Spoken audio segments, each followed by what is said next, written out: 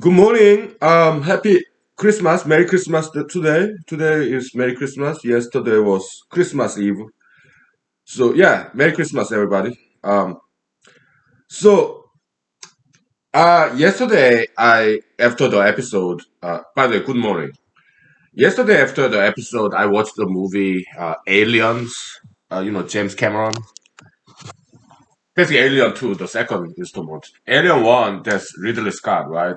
Which is good movie, but it's kind of boring, kind of slow. Right, Ridley Scott movie typically, yeah, tend to be a little bit slow and boring. Yeah, but James Cameron, he made Alien 2, Aliens, plural. Like Terminator 1, I don't know who the director it was, but Terminator 2, James Cameron, right? A Canadian American director. He also directed what? Titanic, right? True Lies, big movies, right? James Cameron, good director, very talented. He used to be a truck driver, James Cameron. Okay, so he understands the language of these machines and metals, this hardware, right? So, and he met this artist, uh, painter, okay? And did that artist, that painter is the one who designed Alien, okay? He's very talented artist, fine art. Yeah, he's the one who designed Alien, okay? So the organic stuff, the interior design, that's that painter artist. Okay. So, but James Cameron, he's more like machine mechanic kind of guy. So he understands hardware, metals, right? Like sheet metal, all that stuff. So I can see that. Yeah. Good stuff, right? Yeah. His practical experience with hardware as a truck driver, right? Yeah. It really helped. I could see that his background really helped. Background as truck driver, mechanic, basically. I could see that influence of his previous profession in his movies. Okay, and which is fantastic. Okay, yeah. He made it. Yeah, I read his biography a little bit long time ago. So he got a job as like some special effect personnel in Hollywood. So he would go to UCLA library, UCLA film school library, which is open to public. Okay, why? It's a public school, UCLA.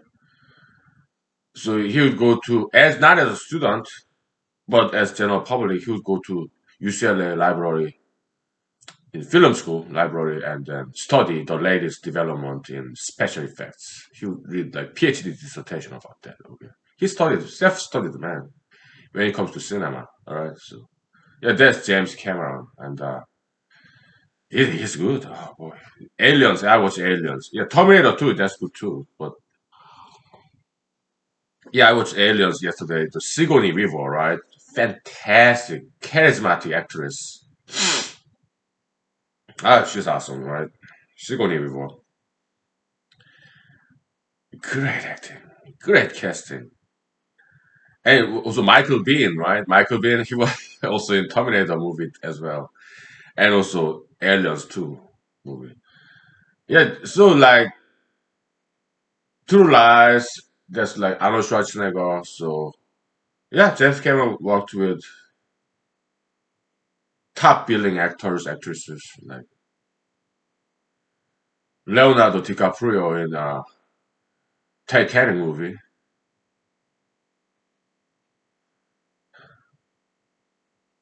Yeah.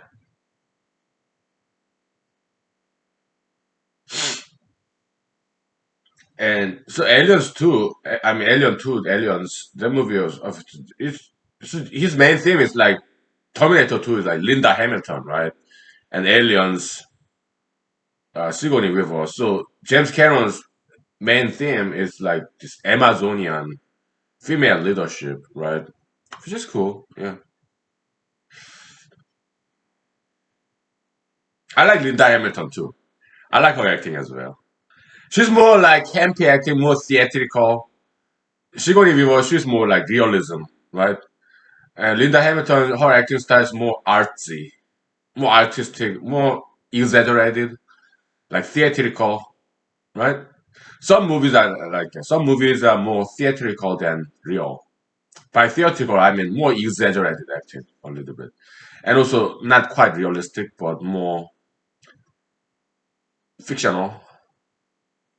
I mean more like theatrical allowance, poetic allowance, like doesn't quite follow the real reality. Okay, but whatever. So what I really liked about this Aliens movie, there's this metallic inside interior of this. Spoiler alert! If you haven't watched that movie, it's an old movie, 1980s. Okay, Aliens, Alien Two. Okay, so spoiler alert. If you haven't seen that movie, so there's this interior of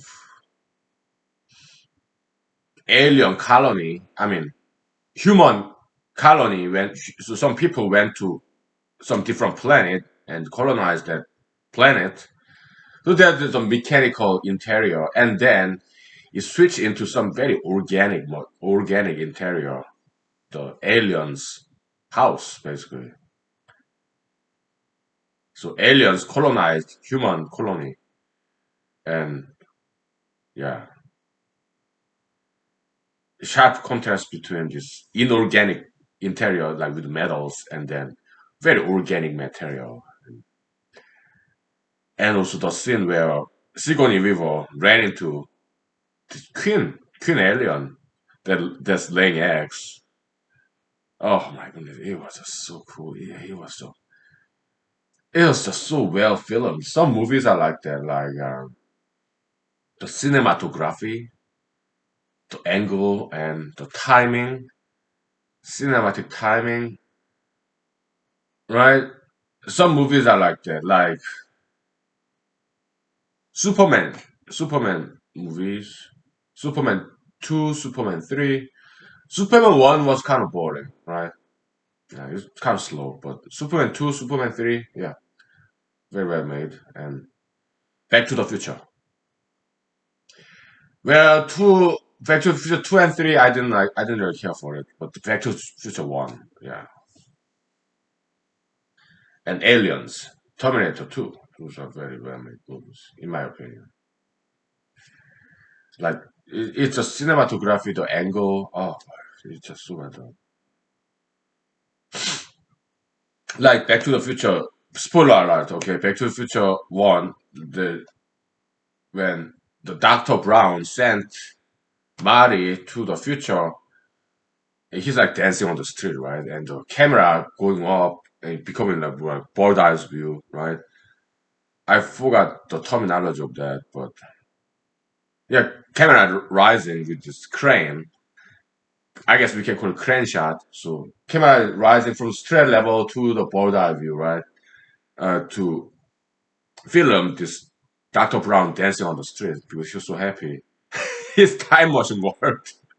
So he sent Marty to the future. Okay. Oh, Back to the Future 2 was okay. It's kind of dark, grim. I like Back to the Future 1 way better. Okay. Back to the Future 2 is kind of too dark. It's this like kind of like pessimistic, dark future, right? Stuff. So Back to the Future 3, yeah, it was no good. Yeah, no, not good at all. So, and yeah.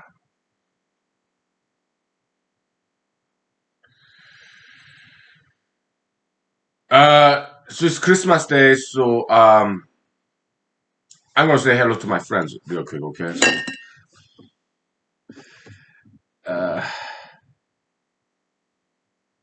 Give me 1 second. Yeah. Okay. So yeah, Bill, this is computer, right? Laptop computer. So uh, it's an internet connection, and yeah. So I'm using basically internet real quick. Say hello to my friends real quick. I apologize for delay, but I have many friends, so it's sometimes overwhelming during the holidays.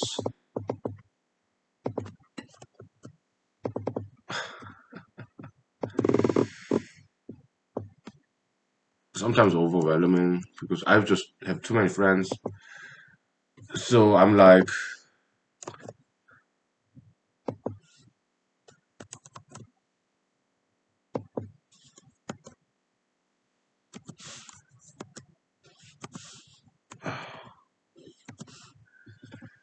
give me 1 second.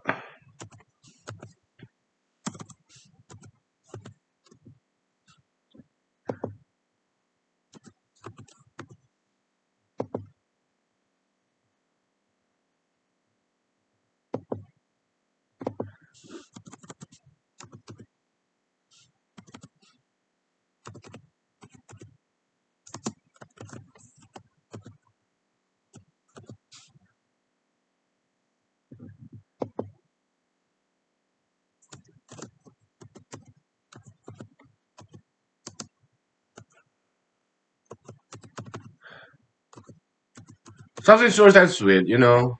Just wanted to say hello to my friends. Short and something very short and sweet. Okay, so just want to say hello. That's all. Yeah, let's take 5 minutes break, shall we? Yeah. Hmm. Yeah, let's take 5 minutes. Yeah.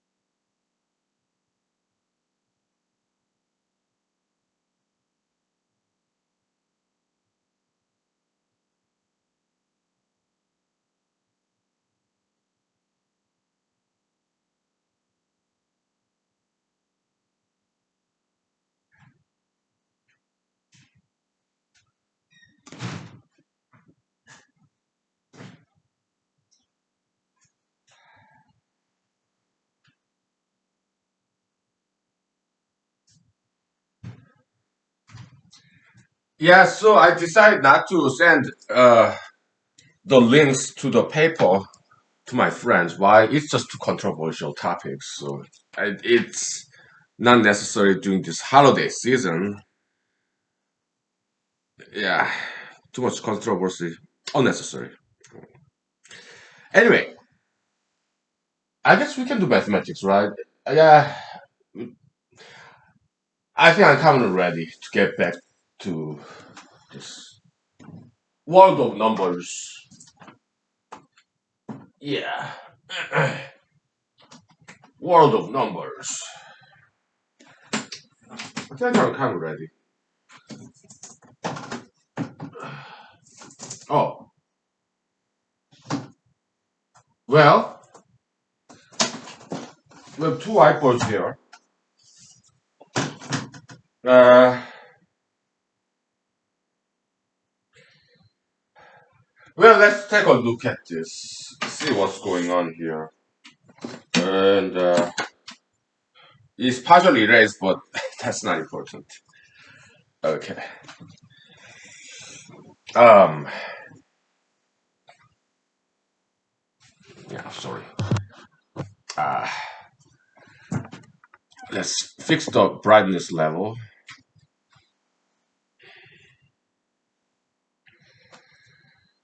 Okay.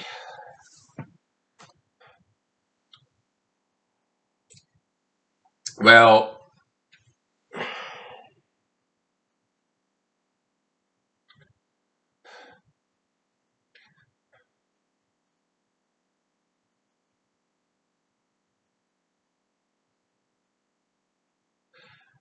I'm not sure if we want to continue with this.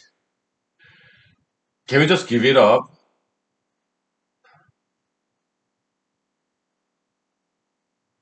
If we give this up, will some of our future generation people in the future, would they pick this up and continue, or should we do this? Oh man, I don't know. I'm kind of hungry too, and alcohol. Yeah, I drank too much. Okay, yesterday, so I don't feel like drinking. Okay,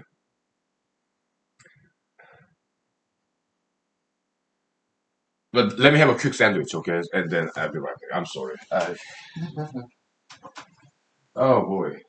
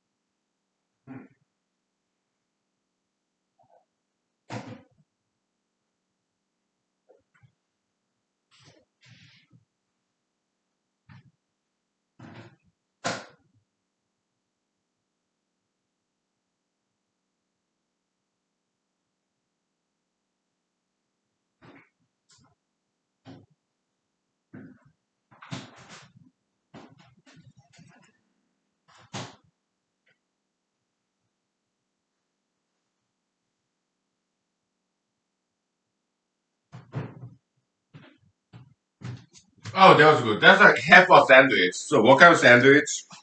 Ham and cheese with mayonnaise on. So it's gas station sandwich. I love it. That's the only time I eat cheese.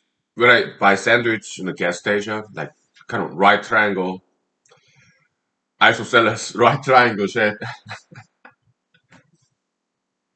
Yeah, ham, cheese, and mayonnaise. Okay, I don't eat cheese. Um, that's the only time I eat cheese. Oh, it's delicious. Mm.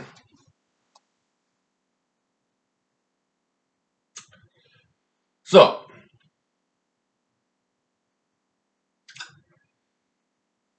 let's look at this guy. Okay, so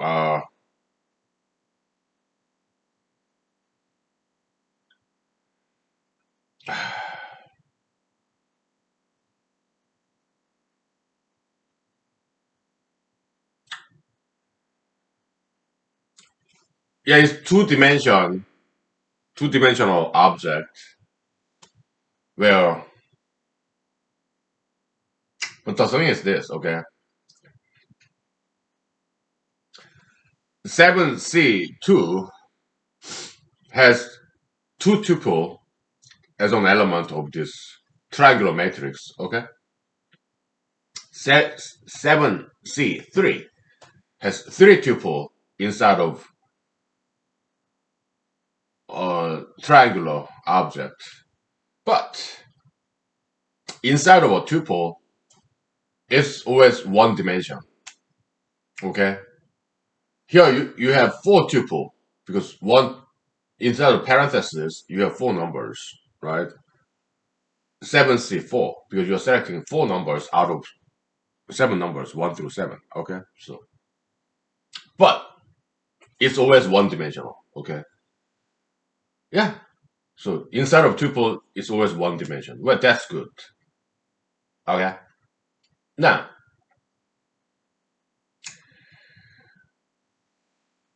let's say seven is just one. I mean, tuple is just one dimension. Let's just ignore that dimensionality. Okay. So,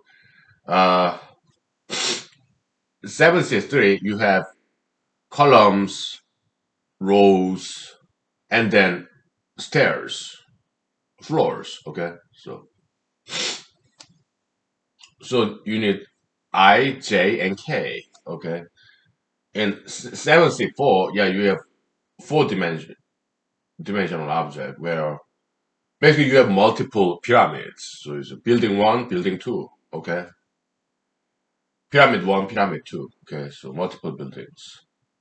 That's four dimension. Okay. So, uh, dimensionality is not that difficult a concept. All right. Like nth dimension. So many people may say, even some mathematicians, how do you visualize fourth dimension and fifth dimension? And third dimension is x one dimension, x y two dimension, x y z. That's the third dimension, right? But uh, fourth dimension, fifth dimension, they are not difficult concept at all. Okay, so fourth dimension you have column. Second dimension you have row. Third dimension you have stairs. Okay. Fourth dimension, you just have multiple buildings, multiple three-dimensional buildings, and we call it a let's call it a city block, composed consisting of multiple buildings. All right. So that's fourth dimension. Fifth dimension, multiple blocks. So we can call it neighborhood or town or village. Right. Multiple blocks. Well, we can call it a city, consisting of multiple blocks, each of which is consisting of many buildings. Right? So you have city. Next dimension, multiple cities, collection of cities, county. Right? Next dimension, multiple counties. So in America we call it state. Okay. Next dimension. Multiple states is a nation. United States of America, or nation. Okay. Now, next dimension. Multiple nations. What is it? Planet Earth. Okay. Consisting of multiple nations. Next dimension. Multiple planets. What is it? Yeah, solar system. Right? Next dimension. Multiple solar systems. Yeah, galaxy. Next dimension. Multiple galaxies. The universe. Next dimension. Multiple universes. Like alternative universe, imagination, right? Alternative universe in sci-fi. Those are the dimensionalities. Okay, so it's not that very difficult concept, right? And have I seen any mathematicians talking about this? No.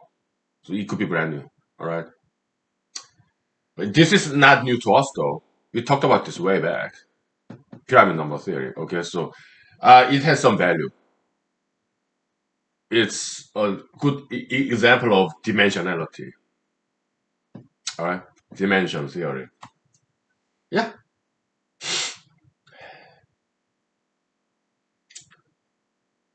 Uh,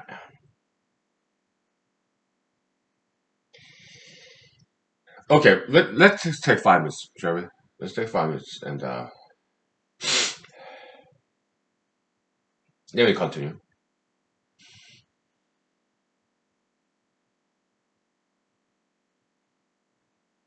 No, okay. I don't know if there anything else that we can find. Yeah, I'm sure there are, but whether we're gonna continue with this or not, that I'm not sure. We may just let future generation excavate more stuff from here, leave it to the future generation. Yeah, we may as well do that. Okay, I don't know.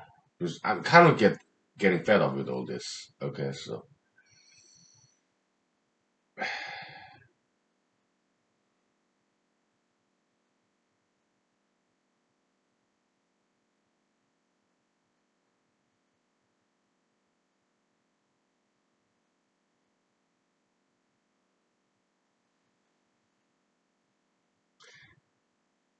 I mean we can generalize it, right? NCR, so come up with some kind of formula, indexing, and well, how many indices are needed? R plus one. The plus one, that's the tuple index. I zero. Okay. The rest, yeah, just columns, row, stairs, then building number, block number, and then city number, state county number, state number. It goes like that. Okay, so yeah. Other than that, it's just something very trivial stuff. Calculate what how many buildings are there, that kind of stuff. Do we really want to do that? I don't feel like doing it. I'm sorry. I mean, because the reason why we do mathematics is to have some fun, right? If it's not fun anymore, then what's the point? It defeats the purpose, right? So we may as well do something else, like humanology, because uh, the next paper uh, that I suggest we write is in January. It'll be about copiomology, the idealism stuff. So yeah,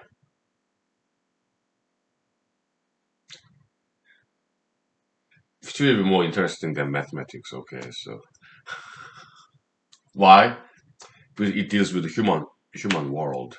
Okay, as opposed to this dry desert land of numbers. More humidity, moist. Yeah, copiomology.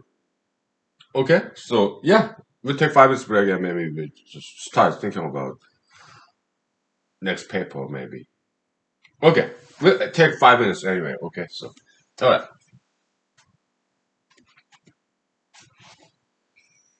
Yeah.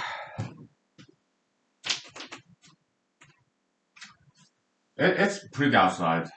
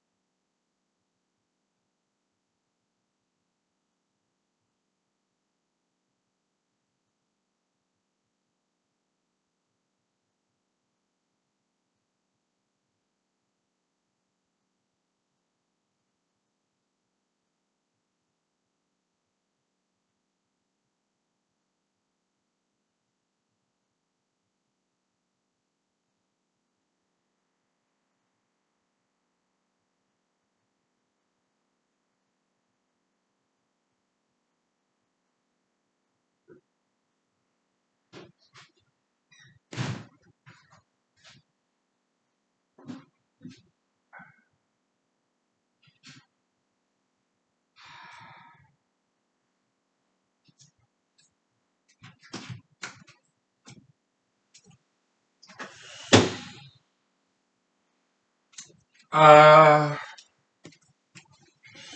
Let me send Christmas email just to one more because yeah, this is why I kind of hesitated. Should I? I know too many people, you know.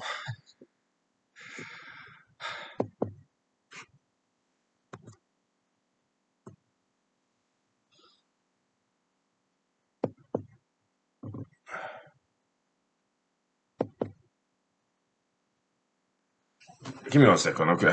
Sorry. Uh,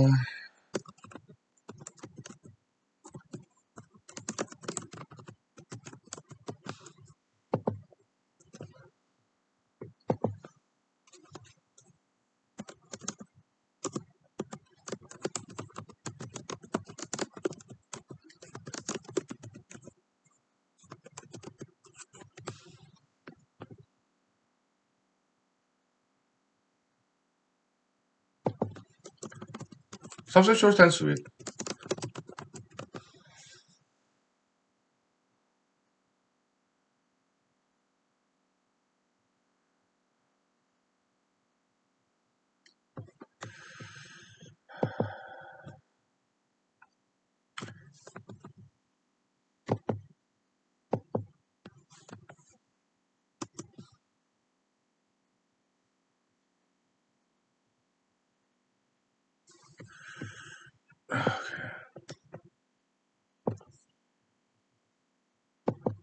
Okay, good. That's good. Yeah, just writing emails.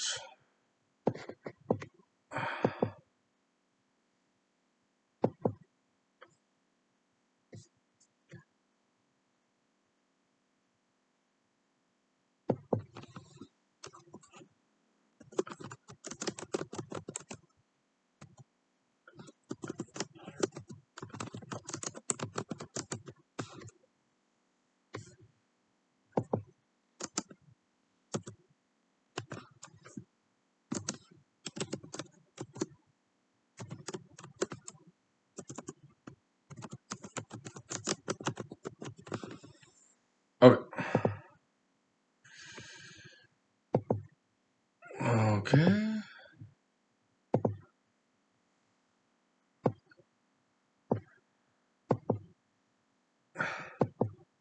Okay. So,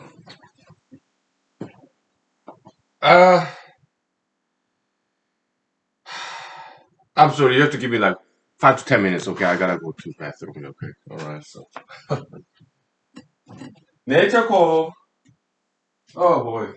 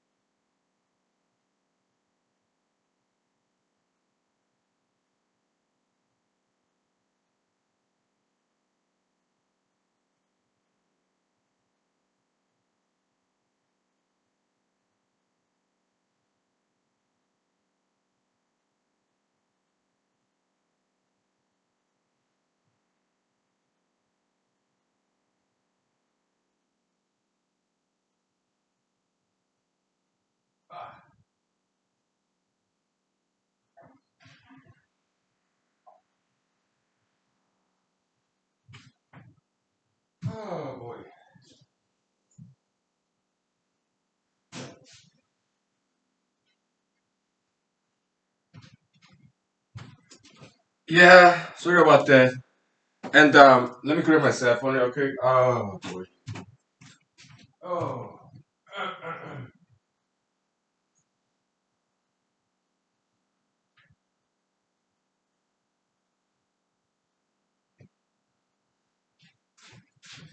Yeah, this is why I can't hesitate. Should I send Christmas emails or not? Because if start sending, I know too many people, so I start remember the kind of friends that I feel I should send Christmas email, and I know many people, so boy, uh,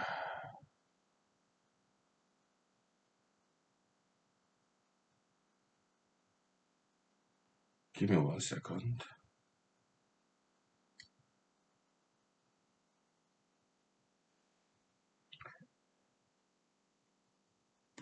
Give me 1 second, okay? Yeah, let's do this. Hello, Merry Christmas. Yes, sir.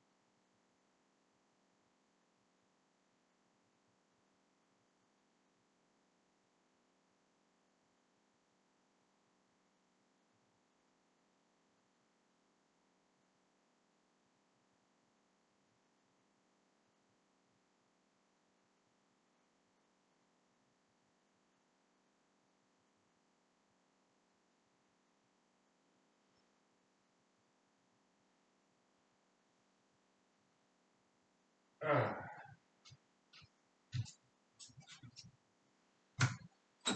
Okay.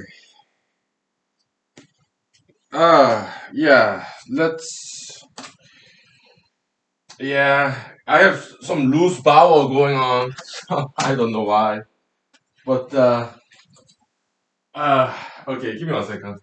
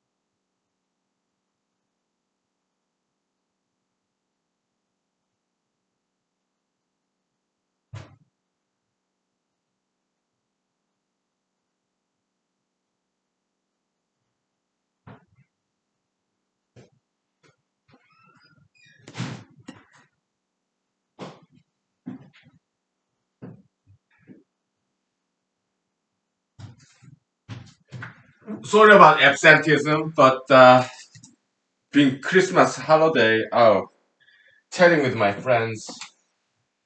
Uh, I mean, you're my friend too, so I'm just saying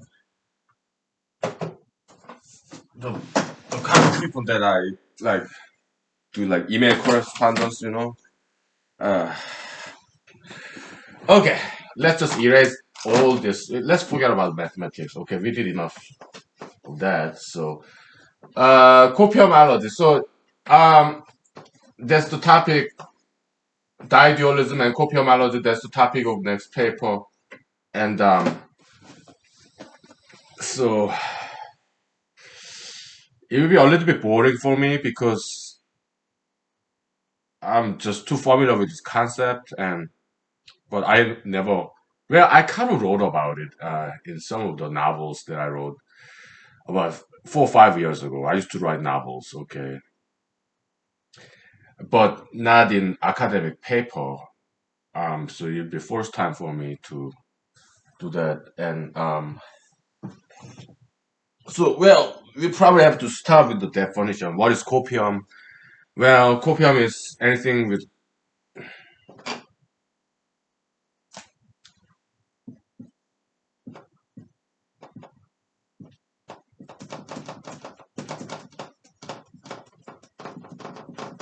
that's one way to define it. Well, copium is anything with quality and quantity, anything with value and quantity, like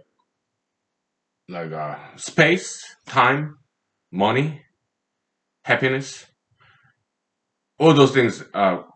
The general copium. Okay, special copium is human energy. All right, so yeah, but we just say copium is the, depending on the context, it will be clear like with special copium like human energy, emotional energy, or happiness, or is it general copium like money, time, space, whatever? Okay, air, water, right? So, so that's very it's metaphysics. Okay, so we are defining anything and everything of some value and some quantity. That's copium. Then what is not copium? Then concept. Let's say concept of apple. There's one concept of apple or specific definition of this species like sparrow or this particular honeybee. That concept, there's only one concept of that, one definition of a species. Like some praying mantis, right? There are a lot of different kinds, but that one specific kind of the definition of mantis, that is not copium. Why? Because there's only one of them. It's not, you cannot have, for example, air. You can have small air or a lot of air. And air is something very valuable, right? Without it, we cannot survive. But you have quantity of air, right?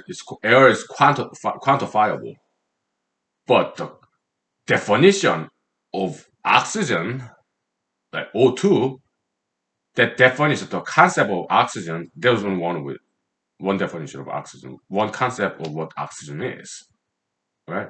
Oxygen molecule, O2, or oxygen atom, O.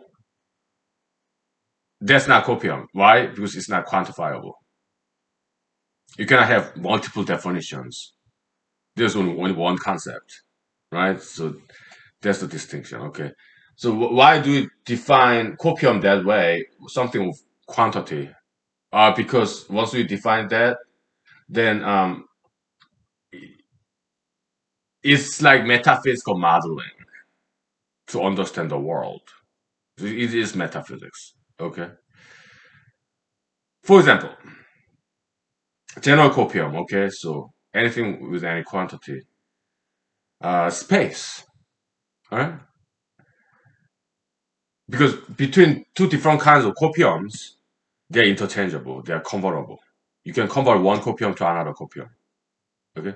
For example, space, real estate. Okay.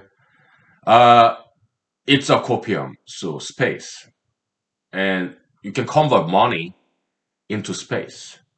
Like you rent an apartment or you buy your house, you buy your land, right? You're converting money, which is a copium, into another copium, space. Okay. Time is a copium, right? It's quantifiable. You can convert time into health, exercise, right? See, time is a copium. Health is a copium too. Why? Health is quantifiable. Like how much healthy are you, right? How healthy one person is sliding scale spectrum. You can be very healthy, very unhealthy, or halfway in the middle. You can kind of unhealthy. You can or person can be kind of unhealthy or kind of healthy or healthy, very unhealthy, or in the middle. All right, it's bell curve. Okay, so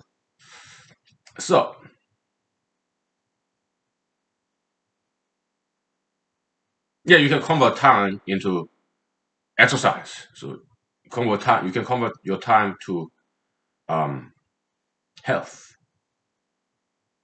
Time is copium, health is copium. Okay, so yeah.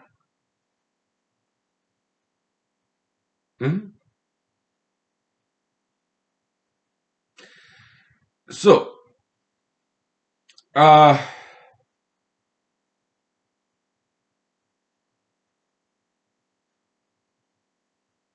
special copium where we have happiness. Okay, so copium conversion is one thing, and copium transfer is something else. Okay, copium conversion we just talked about. Okay, you convert time to money, money to time, right? Labor, right? That's copium conversion, right? But copium transfer is from a person to another person, from point to another point, right? Yeah. For example, happiness. Okay, the consumer of happiness is like bully or people who pick on other people. They are copium burglars, happiness burglars. They are taking happiness away from somebody else. Okay, so just like let's say you have an apple. Let's say I have an apple, and you take away my apple because you are my bully. Huh? Then I lost one apple and you gained one apple, right? So uh so I lost one apple, you gained one apple. Okay, so minus one plus one is zero sum. Okay. So that's how copium transfer is. It's zero sum. Okay. And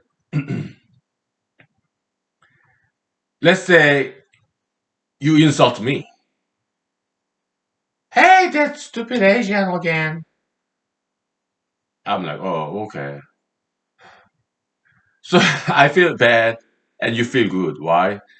Because you insulted me and you feel very good about it. Okay. Like, you're like, ha ha. I'm like, oh. Okay, so that's copium transfer. Okay, so you that kind of thing. Okay, so I just jokes aside. That's how happiness can transfer from one person to another person. Yeah, making fun of that person. Okay, so that's copium transfer. Okay,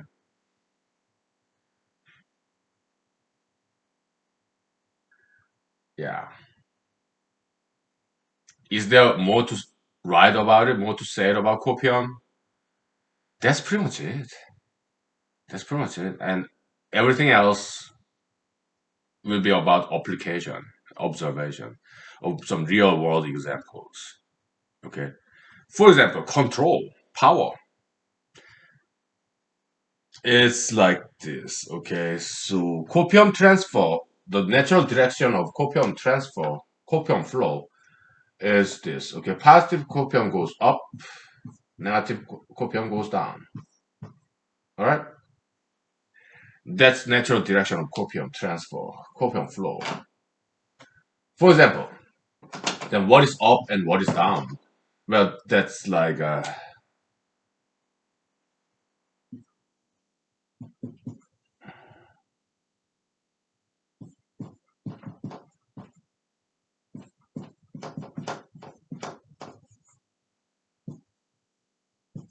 in the world, natural world.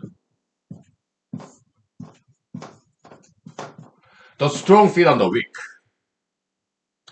Like in seven hierarchy, you have object, your plant, animal, then you have human, ideology, and you have angels and God, right? So, um,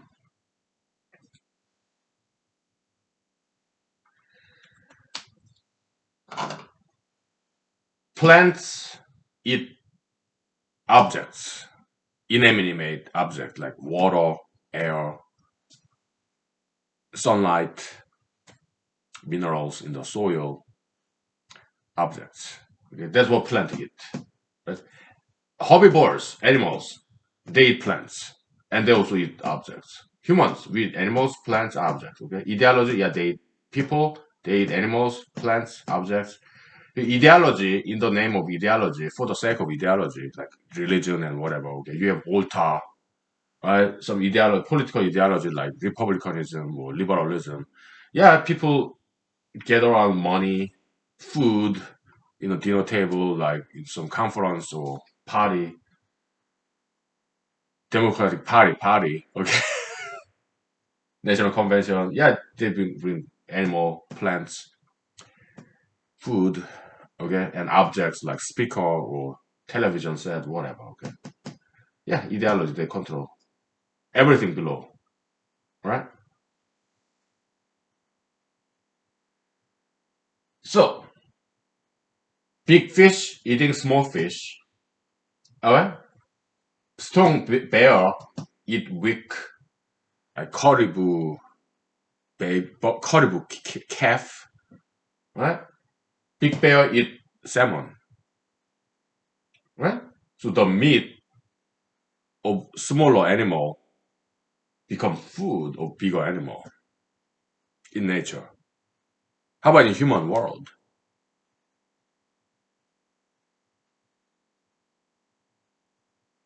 Same thing. Okay. Why do some people want to be politicians? They want to be up there. They want more control. They want to be famous, more control. Politicians, they want more power to themselves. That's why look at President Trump, look at President-elect Biden. They want this nation to go their way. That's how, I'm sorry, okay? I'm sorry, but that's just how politicians are. I mean, that's why they want to be politicians. They want control, okay? They want to control things. Why do people want to be the boss or get promoted? Because they want more control, okay? The rest of us, we have been controlled in a way. Like that's why politicians are not always very popular ones. Why?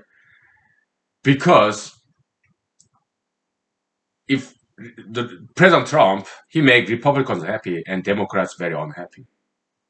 President-elect Joe Biden, he makes Democrats very happy, but he will make Republicans very unhappy. You cannot satisfy everyone. Why? Because everybody's different, right? But legislators or governors, senators, congressmen and women, president of the United States or Supreme Court justices, judges, they was they was in power. Okay, why? Because they grew their strength. They worked very hard. They outcompeted other people by working harder, longer hours. They grew their strengths. They studied, worked hard, studied hard. That's how they became powerful. So it's not necessarily unfair system. Actually, it's not even a system. It's natural law. We are just describing natural law, like in animal world.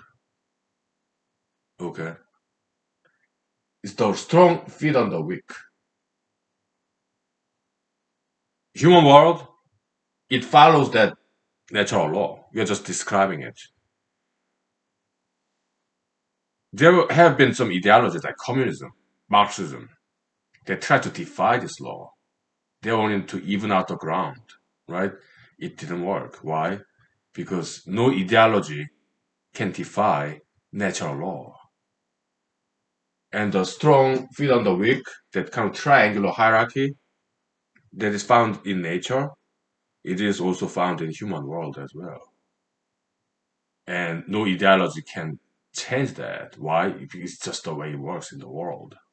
It's like gravitation. Okay? Yeah.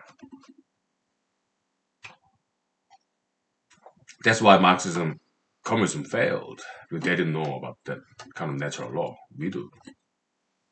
Okay, so. Okay. Interesting, huh? Yeah, it's more interesting than mathematics, right? So some benefit of doing mathematics is that once we uh, train ourselves in something very dry and difficult like mathematics, everything else is so easy, right? It's like weightlifting. If you can lift like 50 pounds dumbbell, some people can. I don't think I can. Maybe I was able to back then. I doubt it. Maybe I did, huh? Yeah, back in the days when I was younger. Okay. Yeah, if you can lift 50 pounds, yeah, 30 pound, 20 pound, that's a lot easy, right? So that's some benefit of doing mathematics. Mathematics is heavy, okay? So it makes the rest of things a lot easier. So it's like intellectual muscle exercise. That's one of the purposes of why we do mathematics sometimes. Okay. All right, we take 5 minutes break, okay? So good. We're getting something done here. So interesting. Yeah, we'll write about this next year, next month. Okay.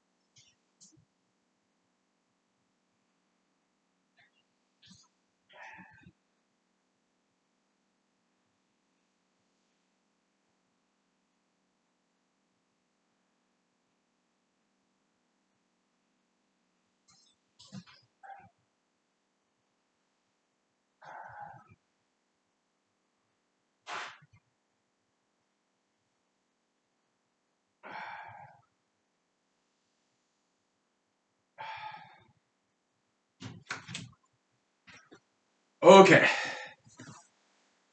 Oh my goodness, how can I email all the people that I know? Oh, I have too many friends. That's burdened with aging. As you age, you get to know more and more people. So the list of friends increases. Ah,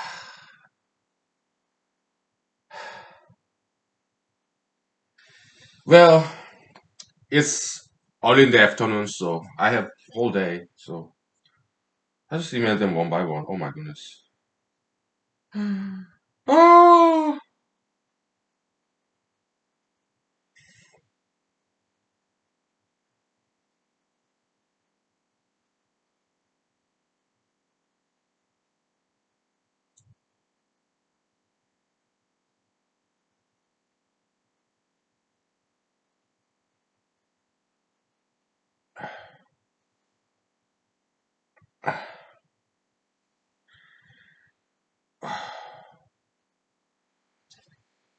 one by one. Okay.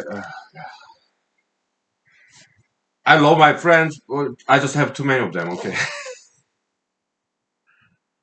Okay. So copiamology is that. Okay. So um,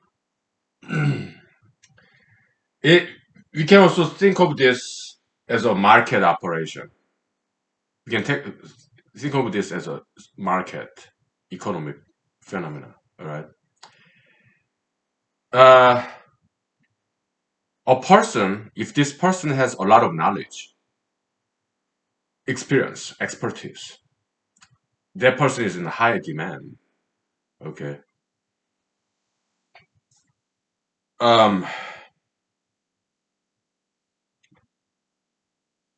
like President Trump, for example, he is a very diligent man. I mean, he's not a perfect human being. President Trump, he's not a perfect human being by no means, but he's very hardworking man. He worked very hard. Okay.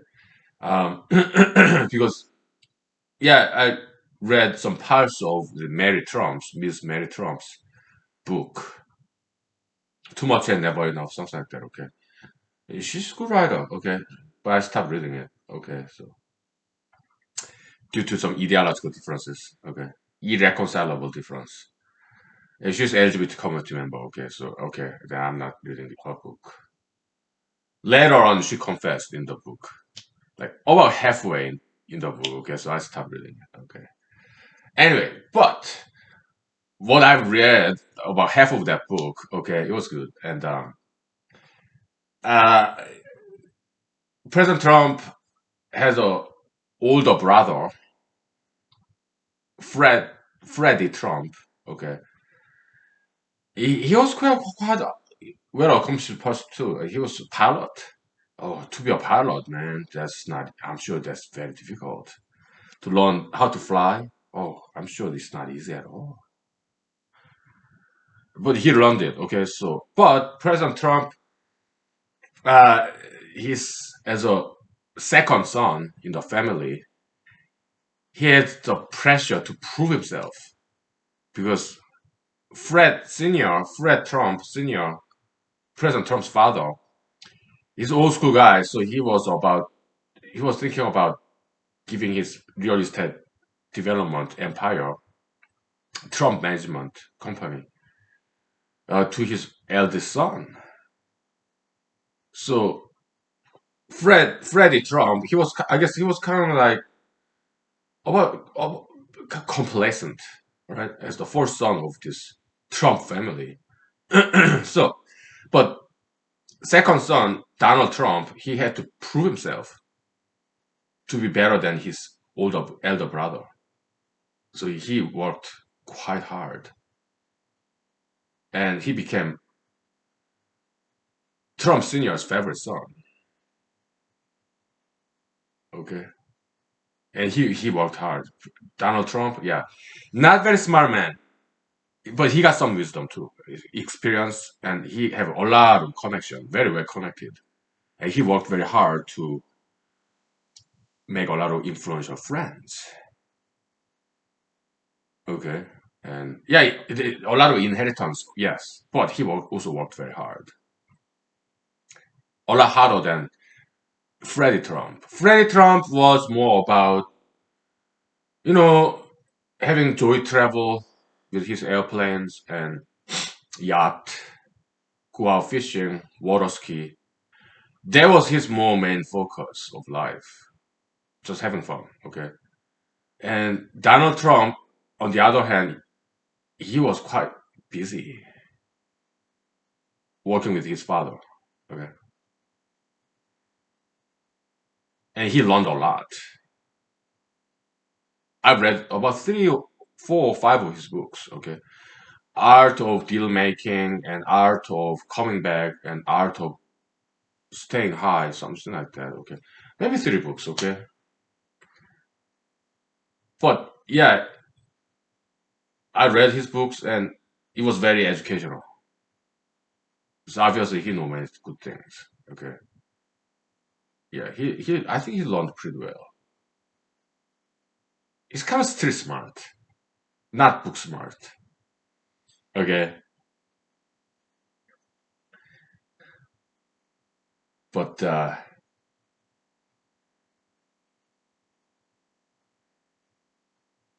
he had a very good sense of humor, right? Many times offensive, but uh, he has good showmanship, perhaps even charisma, and some leadership, okay. And also he knew how to get things done. Like he built a wall. Of course, it's not complete, okay, but at least he got it partially built, okay, built a wall, and yeah. So how about President Barack Obama? I mean, he what he inherited is not money or business from his parents, but what he inherited as a half African American man. He's half white, half black, but he benefited from this hyper pro ebonyism. Okay, yeah, like affirmative action. Okay, so and he also worked very hard. He got some wisdom. President Obama, I think. Yeah, I think I don't think he's too bad. Okay, I understand conservatives don't like him very much, but I kind of like him, President Obama. Okay, uh,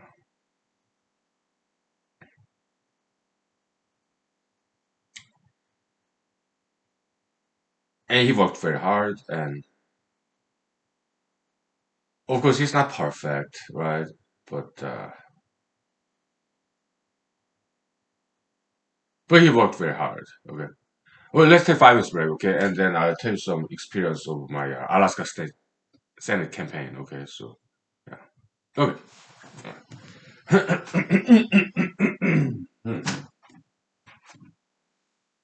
All right. Oh, shoot.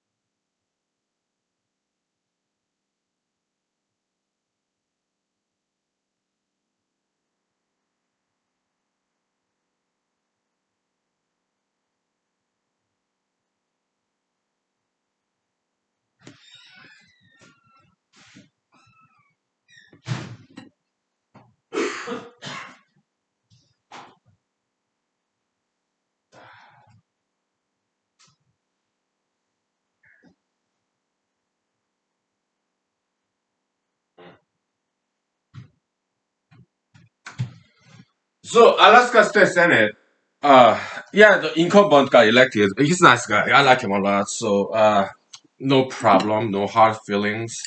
Although I lost the election. So incumbent got elected, and I was in the. I listened to the when I was campaigning for Alaska State Senate. You know what? We don't need this. Okay, so let's put this behind us. I need some room. Um,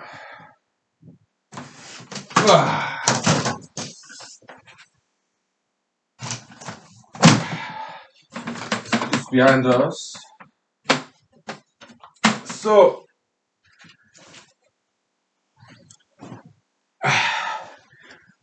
yeah, I was listening to radio when I was doing campaigning, like morning talk show, radio, conservative talk show in the morning before I go to work. They start early in the morning. Some of them like start at like 6 o'clock, 7 o'clock. Okay, diligent people. Okay, so old school, conservative talk show, radio in Alaska. Okay, local.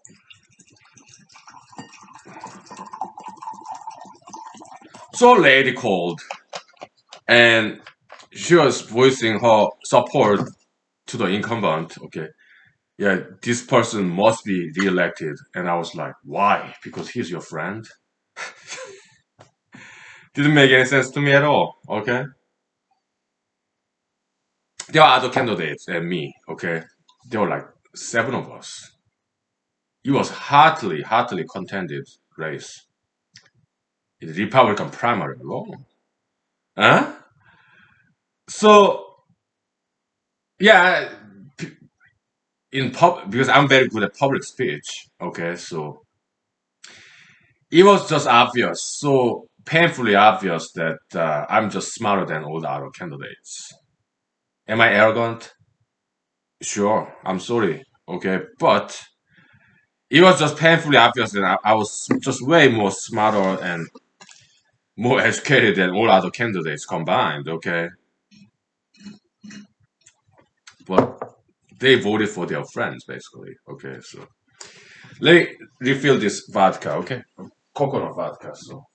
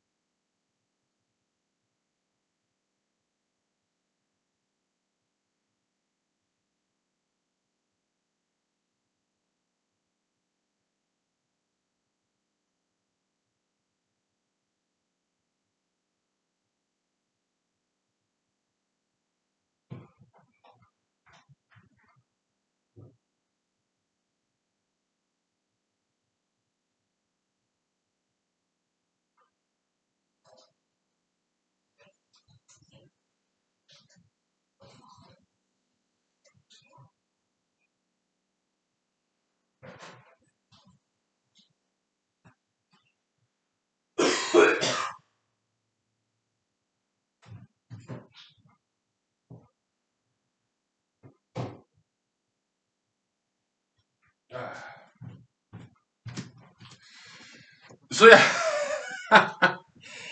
like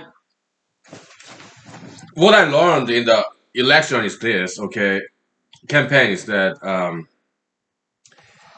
it's not about who is smarter, who's more educated, who's more qualified in politics. It's about people that candidates befriend, right? So the kind of candidates who get elected, they are the people, they are the kind of candidates who spend a lot of time shaking hands, meeting people, like door to door knocking, all that stuff. Okay, or some campaign materials like advertisement and stuff. Okay, so yeah, that's how most people vote for. There are some exceptions. Like 110 people voted for me.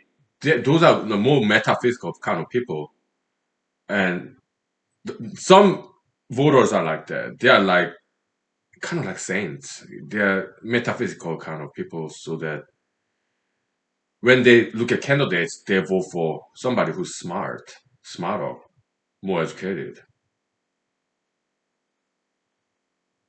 But there are not that many voters. Most voters, they vote for somebody that who are their friends. Okay.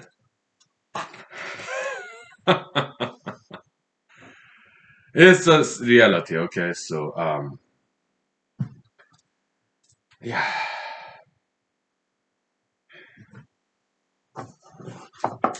But at the same time, we can look at it this way: like incumbent, he already was is there, and he was doing fine as an Alaska State Senator representing this district. He was doing just fine, right? So, and he has knowledge, connection. So, if I get elected, I have to learn those things brand new, like learn about system and legislation and people. But he already know that stuff. So it could be a waste if we replace him with me because I have to learn brand all those things, new things, and his knowledge will get wasted because he didn't get elected. Okay, so yeah, it's efficiency, anti-waste. Yeah, so we can see it that way. Okay, so incumbents, unless they are horrible, they tend to get reelected. Unless there's some exceptional challengers. Well, I thought I myself was an exceptional challenger, but it wasn't enough. Why? I didn't do any campaign advertisement, and I because I am more idealist. I don't want to spend money too much. I don't want to take other people's money either. All right. So some people did offer me some campaign donation, and I said thank you, but what can I ask for anymore? Okay, you spending time with me, you voting for me.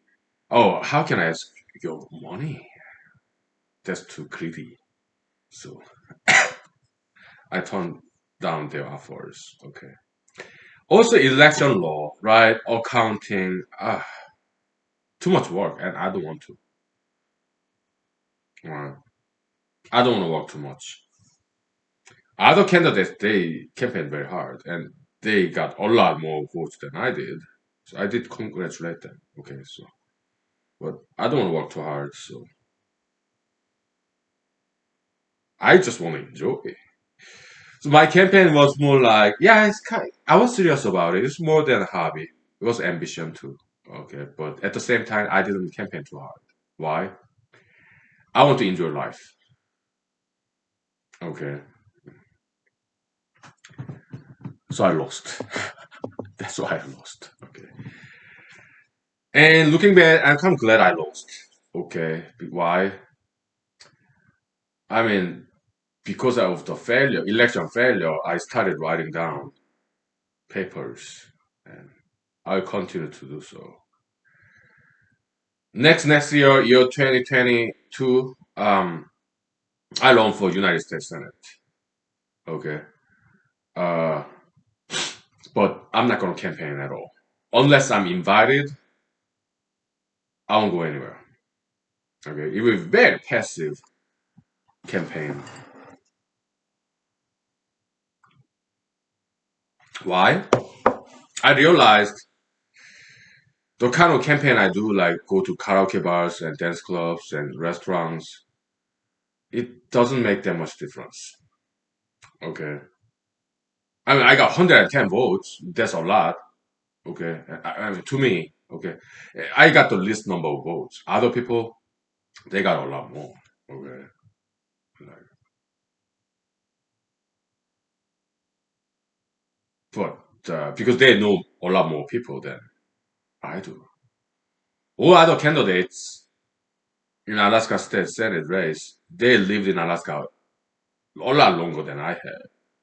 Me, the newest. also the brightest. Okay. So yeah, people vote for candidates that they know personally. Okay. Most people. There are exceptions. Exceptional individuals. Okay. But most people tend to vote for their friends. Okay. And me, I love people, but I spend a lot of time by myself. I enjoy alone time because I like studying. Okay. And maybe politics is not my thing. Okay. I'm okay with that. But I intend to keep on running. Why? At least name recognition increases over time if I keep on running. Okay. Little by little. So who knows? Maybe in 10 years I'll get elected. That's possible. Yeah. I intend to run every 2 years. Maybe next round in 2 years I run for United States Senate. Next 2 years, year 2024, maybe I run for Alaska governor. Okay. Or something. Right? Yeah. Something like that. But yeah. But politicians, yeah, they're doing a great job, in my opinion. Okay. At least in Alaska and in some other states too, like California. I've seen them, yeah, liberal, at least like Democrats, conservatives, Republicans. I think they're doing fine job, in my opinion. Okay. Both of them. Okay. In general. Yeah, I'm more conservative than liberal, but I do appreciate Democrats. Okay. I think they're doing a decent job. Okay. So, yeah. Many of them. Okay. Because I've seen politicians, both Democrats and Republicans, many of them do care about people, about justice. In their definition of justice, they have different definition of justice, left and right, conservative liberals. Okay, but I think they do care. Okay,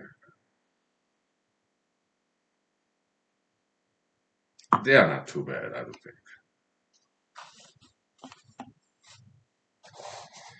How about President Trump? Well, I think he's perhaps braver than other politicians, but not brave enough. For example, he didn't have got to fire Dr. Fauci because Dr. Fauci is very popular, right? Would I have fired Dr. Fauci? Yes. When BLM protests broke out, he didn't have enough courage to declare martial law. Would I have declared martial law? Yes. I would have declared martial law. Then I would have just put them all in jail. What if we run out of jail? Well, we'll build more jails. That's what I would have done. Then what do we do that with them in jail or at mandatory level? Is it in slavery, enslaving? Well, sure, but slavery, what forced labor? Well, then we are all slaves. Because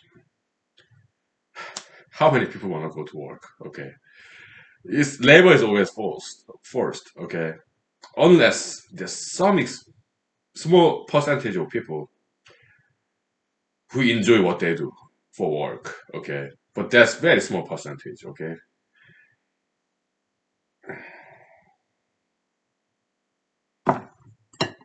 okay, so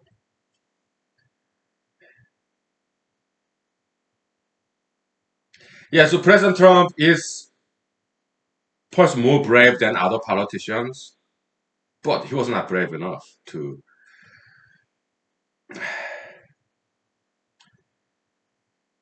come up with bold solutions and execute bold solutions. Okay, that's why I ran against him. I was a presidential candidate, very unknown. There were a lot of presidential candidates, like hundreds, if not thousands. Okay, I was just one of them. Okay, let's take 5 minutes break. Okay, so let me change to how I'm teaching. It's kind of Getting warm. Okay.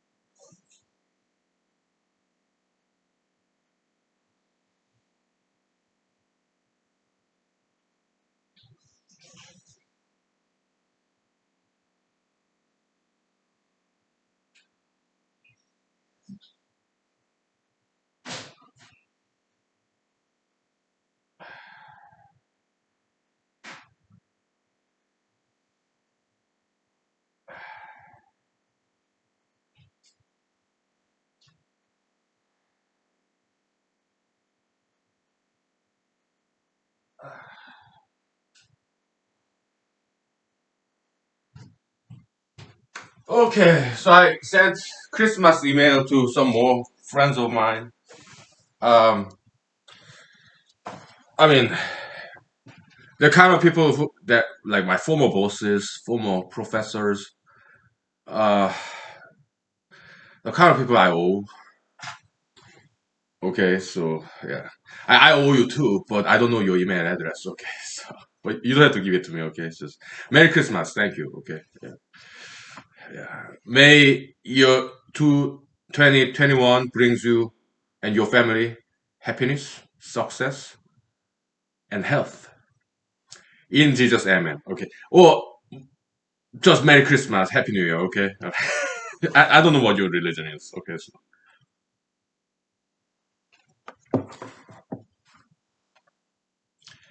yeah.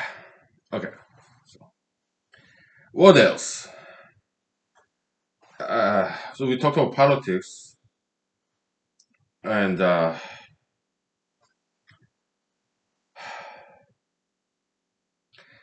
yeah, copium, right? So candidates' time, effort, energy, the kind of time they spend with people,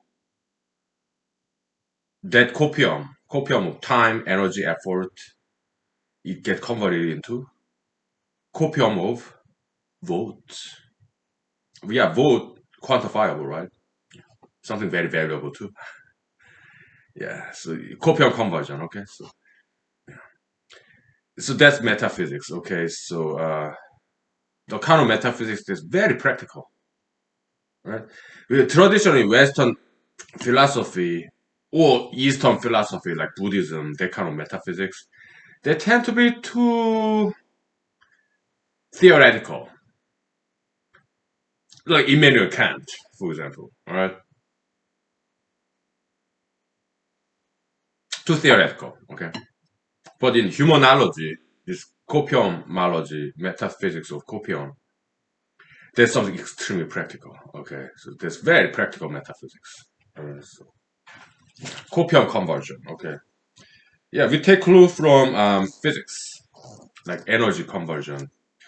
Yeah, electric energy can be converted to heat energy, right? Or heat energy can convert it to kinetic energy, motor, right?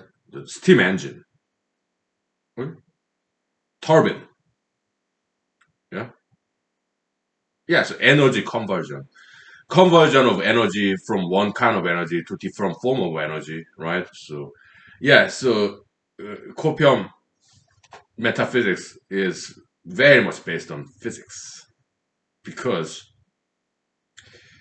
the premise, one of many premises, fundamental premises in humanology is that metaphysical universe mirrors physical universe. Okay, so metaphysics mirroring physics. That makes sense. So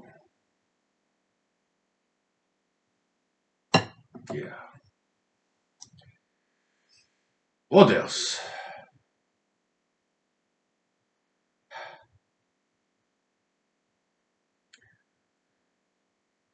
So interpersonal copium transfer is like it's not always like copium burglary, like bullyism, picking on somebody. It's not always like that. Okay. Sometimes it's copium donation, right? Let's say you friend of mine needs somebody to talk to. Okay. And so I hear out this person's story, and that requires some patience in my part, right? Because am I really interested in somebody else's story, what they are going through?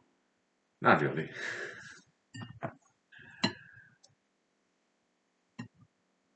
Unless she's my girlfriend that I would love to spend time with. Even then, do I want to hear about? I mean, if his girlfriend is a lady on a very first date, on a date, Do I want to hear her story? The kind of hardship that she's going through? Maybe. Unless it's some financial hardship. Because I don't have money to give. Okay. I just pay my bills and that's it. I don't get to save very much. Whatever. So yeah, the copium donation, okay? Just patience of listening to somebody, okay? And I really thank you for being here with me. And but at the same time, we share stories, right? So hopefully I'm entertaining you. I do try. Okay.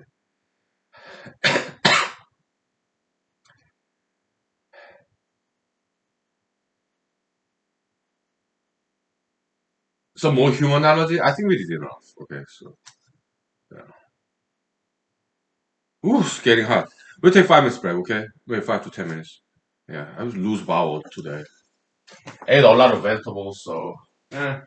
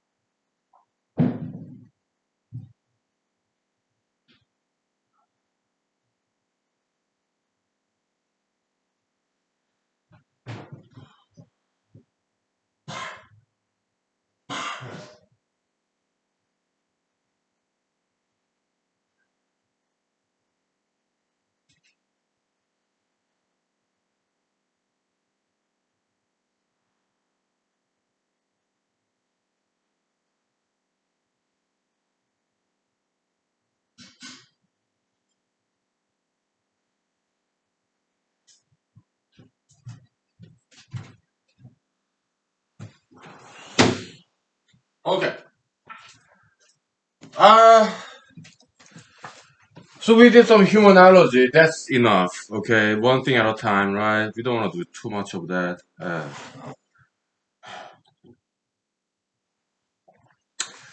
Now what? I'm not sure.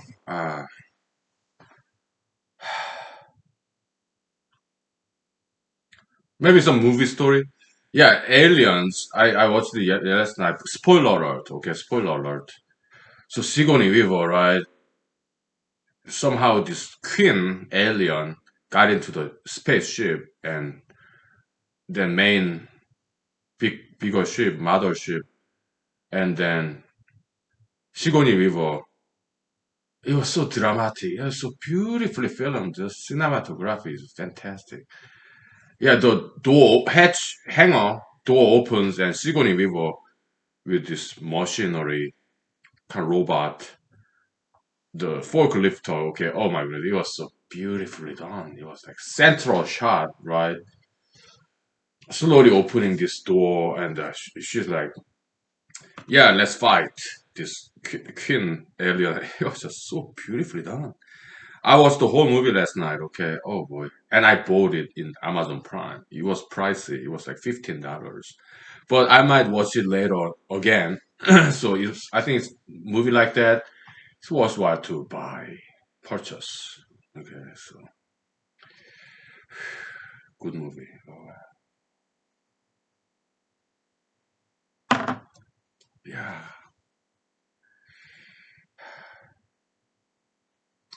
Yeah, there are many parts I like about that movie. Okay, so Sigourney Weaver is civilian, and she was interacting with Marines, military. Okay, and she was able to exercise leadership over Marines.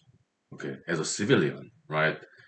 That was so cool. Okay, and also she was female, like Amazonian female, being so strong, courageous. That was very cool too. It kind of feminism a little bit, but so what? It was beautifully done. Okay. Very exceptional female leader, right?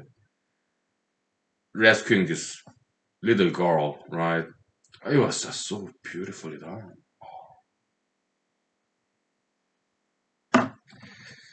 Such a well-made movie. The story, right? Titanic, yeah, same director, James Cameron. Titanic, not my cup of tea. Okay, I didn't. I did watch that movie, but I didn't like it very much. Okay, True Lies. I like that movie. Okay, yeah, the what Arnold Schwarzenegger and what Jamie Lee Curtis, the lady, Arnold Schwarzenegger's wife. The part I liked about True Lies, well, first of all, Arnold Schwarzenegger riding the horse, chasing the spoiler alert. Okay, yeah, this terrorist riding motorcycle in the shopping mall and like jumping over to the next building, landing in a swimming pool. Okay, oh my goodness, I love that scene. Okay, and Arnold Schwarzenegger flying, maneuvering this vertical lift kind of jet. That was cool. And also Jamie Lee Curtis, I think that's her name, right? I don't know. That lady, Schwarzenegger's wife in the movie, she wanted to do something extraordinary, something outrageous, right? So she almost got in bed with this fake spy, used car salesman. Okay, that was funny, and but she did not know her husband was actual spy. And the beginning scene again, spoiler alert. I'm sorry. Okay, yeah, Arnold Schwarzenegger, the underwater special ops, right, and highly classified some spy action and underwater, and he got out of the water swimming pool to attend this party. So he take off his wetsuit, whatever the diver suit, and like James Bond, his suit and tie, right, his bow tie and whatever, and dancing tango with Spy Lady. All right. Oh my goodness, it's such a great movie. I like that movie, True Lies, right? Yeah, and he hiding his identity as spy from his wife and daughter. So when he came rescue his daughter on a jet, the daughter like, Dad? It was so cool. Something like that. Oh my goodness, it was so cool.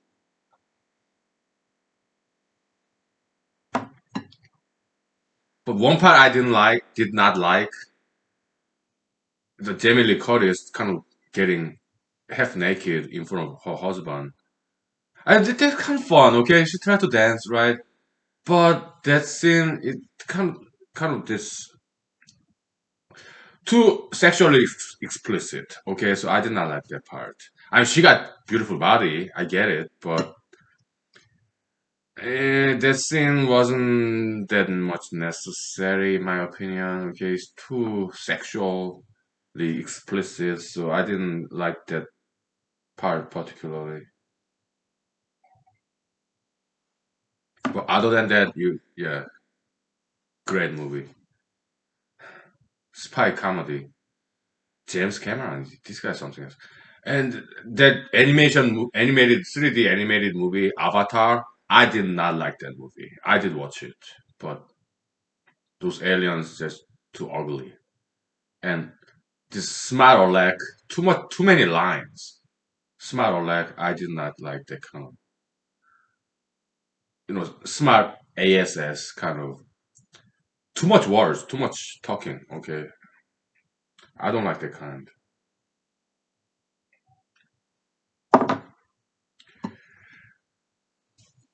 Gold Rush, Charlie Chaplin. I watched that movie a couple of nights ago. Oh, I love that. So back in the days in Alaska, okay, you have, I mean, Klondike, that's in Canada, gold mining. Klondike, that's in Canada, all right? But in different parts of Alaska, like there's this small town called Hope. I kind of passed by, okay, so it's on the way to Kenai, okay? It's in Kenai Peninsula, at the beginning of Kenai, okay? So from driving from Valley to Kenai, okay? Yeah, there's gold mining town and also Nome. They found gold in the sand beach, sandy beach. They found gold there. Okay, way back, like early 1900s. There's some gold mining towns in Alaska. Okay, so they found gold, dirt in the sandy beach in Nome. Huh?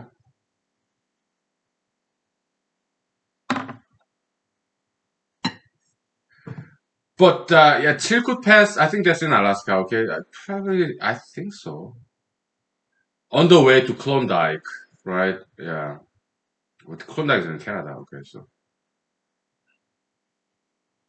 yeah, I'm still reading this Ant Feels Trunk, Volume 2. Okay. And it talks about some entertainment business people like, Pentage Theater, Mr. Pentage. He was in Alaska. Why? There was a lot of money back in early 1900s. Okay. A lot of gold mining going on. So there was some big entertainer business people like Pentage Theater that Mr. Pentage was here. And also Mr. Grumman, in Hollywood, there's Chinese theater, right? Chinese theater. Mr. Grumman was here too during that gold mining era. Okay, there's big money there. So it looks like back in the days, Alaska gold mining was the mainstream thing. Yeah, though they call them stampeders, gold miners. Okay, Chilkoot Pass.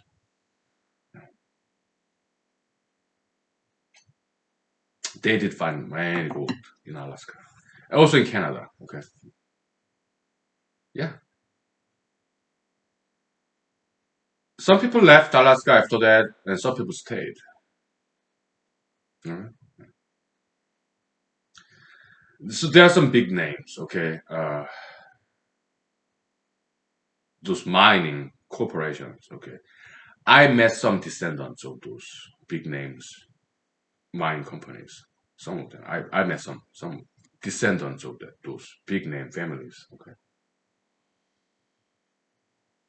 When I was campaigning, okay? So, all right, we'll take 5 minutes break, okay? So, okay.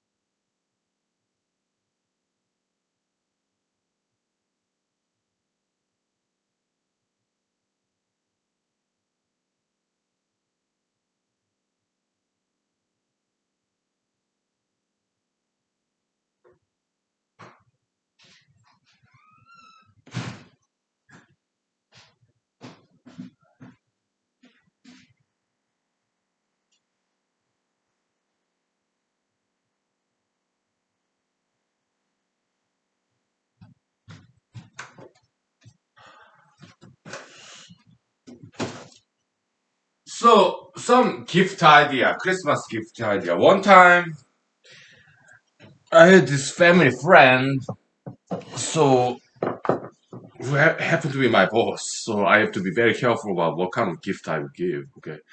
So when I buy gifts, sometimes I ask them what kind of gift they want because I don't want to waste my money. I don't want to waste their space. If I give them unwanted gift, you take their space in their houses, right? And it'll be waste of my money too. So sometimes I ask them. And sometimes they tell me, so I buy them what they want or buy them gift cards, right? Some other time they wouldn't tell me. Okay, so I have to tell guys. Okay, if they're drinkers, yeah, I buy dry red wine. Okay, one time they have some big family. Okay, so one time I bought 5 bottles of dry red wine, Malbec, Pinot Noir, Cabernet Sauvignon, Merlot, and Shiraz. Okay, they really like that. Okay. Good at drinkers. They're all drinking age. Okay, so big family. 5 bottles of dry red wine. Each of them cost me about $10. Nothing fancy, but different flavors. All dry red wine. Okay.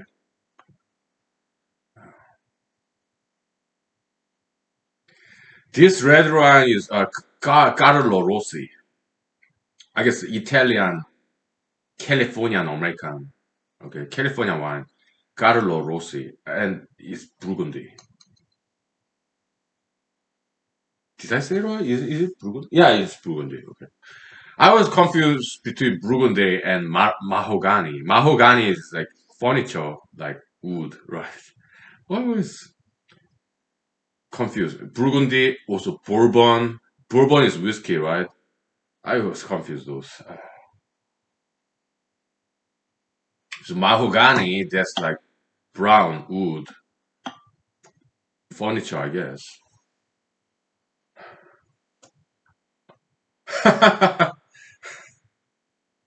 Bourbon whiskey, okay. This is Burgundy dry red wine, and I like it. Italians, they make fantastic wine. They're kind of light, and it go down to so smoothly, okay. I'm a huge fan of Italian wine. It is Californian Italian family, Carlo Rossi, okay. Oh, they're good. What else? I can tell you more stories if you don't mind.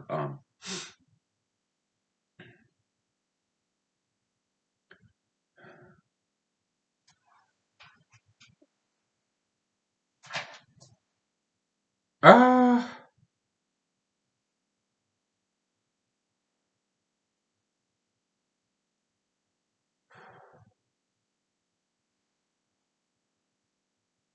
drawing blank. Uh, by the way, it's so nice and quiet because I turned off the heater. Yeah, the heater has fan, so it does make background noise. I turned it off. The house is warm enough. It was so quiet. Merry Christmas. Today is Christmas. Okay. Yesterday, Christmas Eve.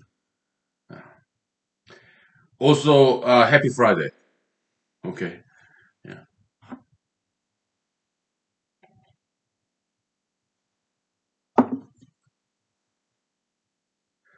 Yeah, gift ideas. Yeah, sometimes, some of my friends have children, young children. What do I buy them? Lego. Okay. Because as a child, yeah, I loved Lego. So basically, the kind of gift I give them is the kind of gift I would want to get. Okay, so Lego. Okay, if that's they have children. Okay, yeah. Or globe, world globe, spinning. Okay, yeah, very educational stuff. Hmm? Let me turn on the heater. Okay, it's kind of getting chilly. So.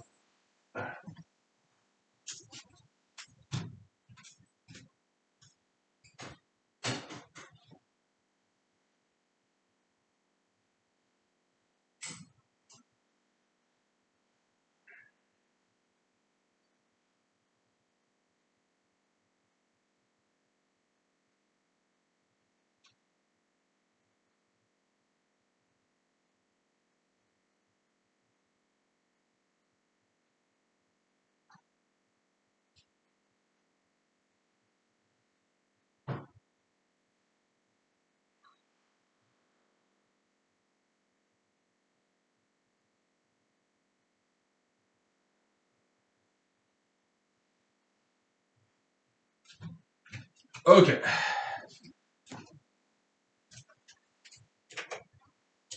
yeah.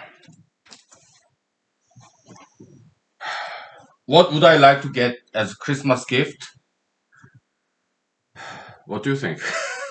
Vodka and whiskey. That would be my favorite gift to get. Something cheap. But I always need vodka and whiskey, so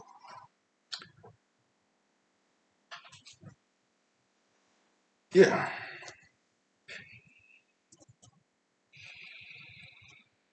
Yeah. Have I gotten them? Yes, in the past. Yeah. With my friends, they know me. You're my friend too, okay? Yes. Thank you for being my friend, and I'm your friend as well. Okay. So, uh, any stories? Why don't you tell me some stories, huh? uh, I mean, when I was a child in Seoul, South Korea, yeah, my parents would buy me Christmas gift. Okay. Yeah, they would at night when I was a child. Okay. Yeah, this tradition of Santa Claus. Okay. Uh, so I fall asleep as a child, like 7 years, 8 years old. Okay. Fall asleep, and in the morning, Christmas morning, I would find this gift. Okay. We do sometimes we have Christmas tree, but yeah, that's what they do in America, I guess. But in Korea, they put the parents put the gift at the door of their children's room. Okay, so yeah, it's Christmas tradition, Santa Claus. Okay, so yeah, I was very grateful. I think it's beautiful tradition, right? I think so. I mean, yeah, Jehovah's Witness, yeah, they don't like it. They don't celebrate any holidays except for Easter Sunday, something like that. I don't know. Okay, so I have some friends who are Jehovah's Witness. Okay, they're cool. Okay, yeah, very old school, right? And some of them say, yeah, December 25th. That's not Jesus' birthday. That's what they say. We don't know. Okay,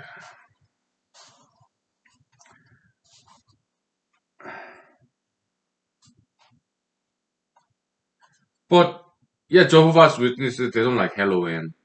They say it's kind of demonic, and I get it. I agree. Okay, so yeah, a lot of like skeletons, skulls, or this monstrous mask.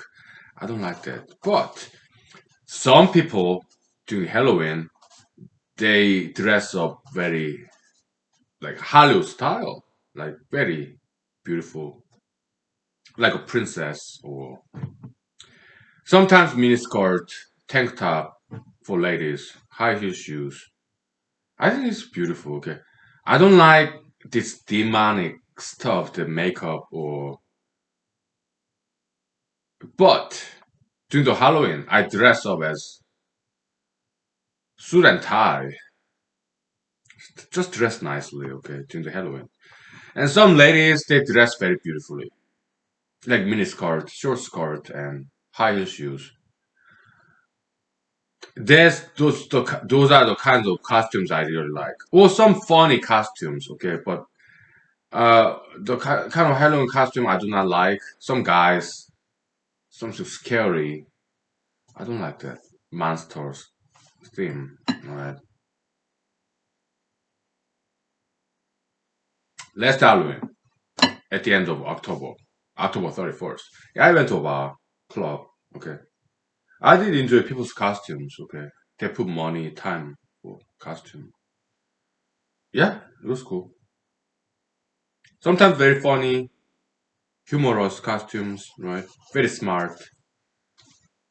Yeah, I really appreciate it. Me, just suit and tie. Right, trench coat. Because I don't normally wear suit and tie. Okay, I wear this blazer, but necktie rarely. Okay, when I was in doing political campaign, yeah, I was all about necktie, but nowadays campaign is over, so I don't have to wear neckties.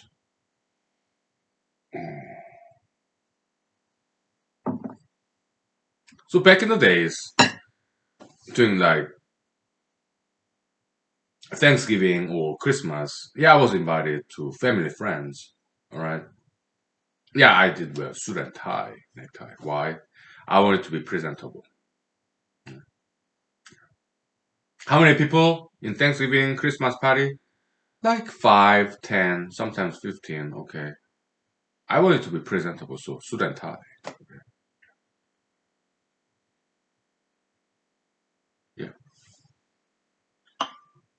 Because I wanted to be presentable, okay, to my family friends. Okay, so. Mhm. Yeah.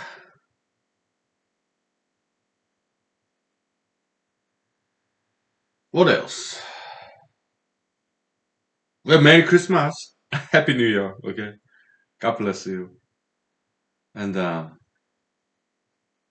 they said 2020, year 2020 was bad, and not to us, not to me personally. Okay. We got a lot done. I mean, we published like 5 papers and we combined them and published a book. 277 pages. We did it together. Okay, so this year 2020 for us been very productive for me personally. Okay, yeah, a lot of papers and writing and publication, and I also ran for Alaska State Senate. I ran for president. Okay, got some name recognition. Got a lot of interviews. Right, it was very good year. 2020, highly productive. Right, but other people say yeah, 2020 sucked. Not to me. It was one of the best years in my life. Why? Because I worked and produced many good things and learned many good things to my campaign trail. Right. And after campaign trail, 5 papers and 1 book. Right. One of the best years it has been in my life. Year 2020. Yeah, 2020 vision. Right. Vision 2020. Right. It was a good year. Very good year. One of the most productive year in my life. Okay. 277 pages of book. Right. Academic research book. Yeah. We got it done. Okay. 2 papers disproof of Einsteinian special and general relativities. That's something really big because scientists they have been wrong for 100 years, including Mr. Albert Einstein. Okay, we corrected them. Okay, at least in theory. Okay, so all right, we take 5 minutes break. Okay, there's this spider over there. All right, so we'll take 5 minutes. Yeah, it's kind of warm nowadays, so spiders waking up, I guess. But I don't allow that in my house, so yeah, took care of it. All right.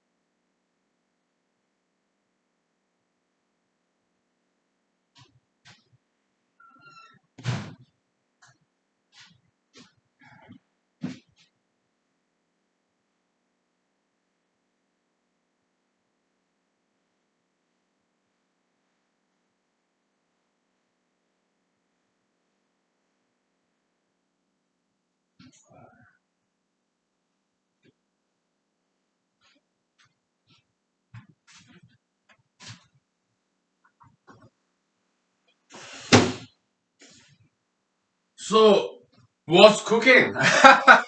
what what do you have turkey for this Christmas holiday? As for me, I some sandwiches from gas station. That's my Christmas Day meal. I'm just single guy, so yeah, very informal because I don't have time to cook. Okay, so I don't really spend much time cooking or eating. So yeah, food eating it to me it's just not that important. It's more of a nuisance. All right. Yeah. I just drink. Yeah, drinking is to me alcohol. That's more important than eating. But I only drink when I do this. Human are serious. Okay. Other times I don't drink. So I don't drink that much.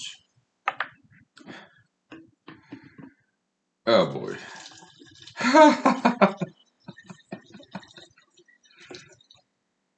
Yeah, some frozen food, frozen dinner from Walmart, or a sandwich from gas station. Yeah, that's my Christmas meal. So Merry Christmas. Very informal. Hmm. Some more stories, huh?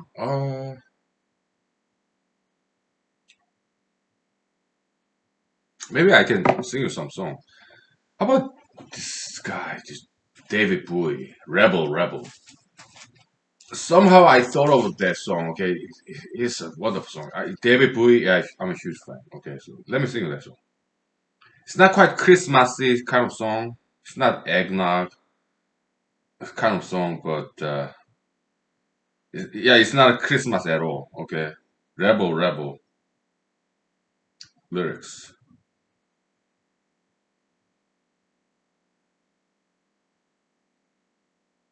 David Bowie. Okay, British, right? Invasion kind of. Da da da da da da. Electric guitar is beautiful. Da da. His style is very dry, right, David Bowie? Da da da da da.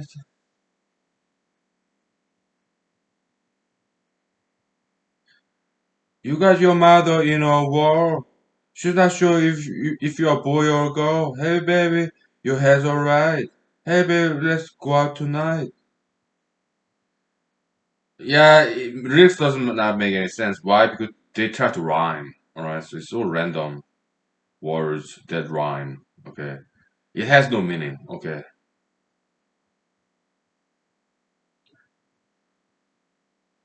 Rebel, rebel, you've torn your dress. Rebel, rebel, your faith's a mess. Rebel, rebel, how could they know? Hot tramp, I love you so. Da da da da da da da da da. Do do do do do do do. Love this song. Okay, yeah.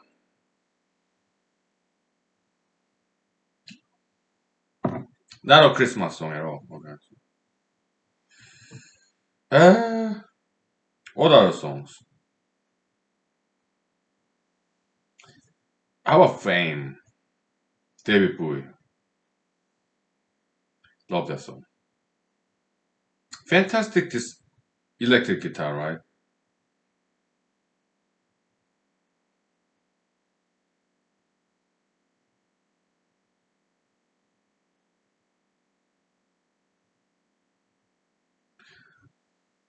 Da da da da dun dun dun da da da da da da da da da da da da da da. Fame makes a make takes things over. Fame lets him lose hard to swallow. Fame puts you there when things are hollow. Fame. Yeah, great song. Bully for you, chili for me.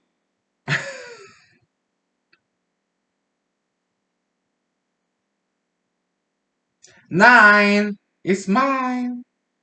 It's just his line to blind your time. It drives you crime, fame. Good rhyming right there, okay?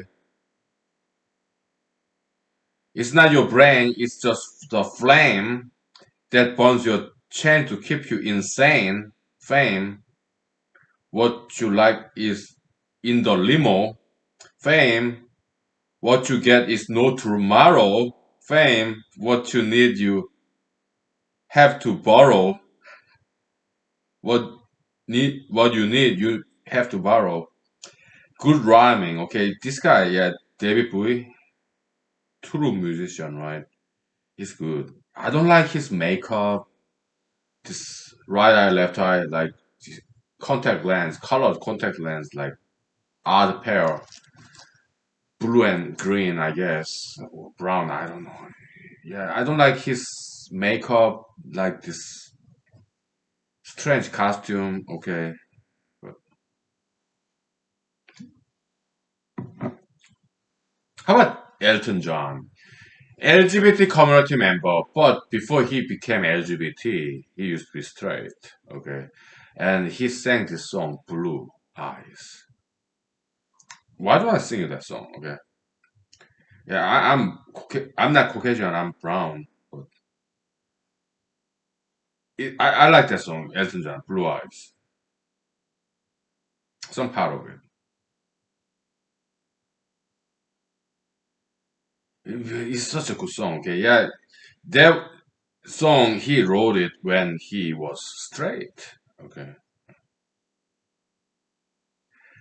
Blue eyes, baby's got blue eyes, like deep blue sea on a blue, blue day. Blue eyes, baby got blue eyes. Yeah, it goes like this. It's a beautiful song. I like that song. How about George Michael? Yeah, I mean, later on he became LGBT community member, but before that, he sang some good songs, right?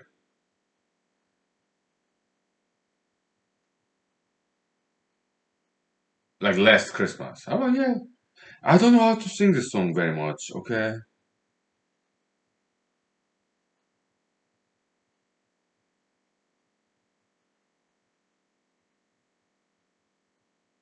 Yeah, I sang this already like last night here, so yeah, there's no point of repeating myself. But I like this song though.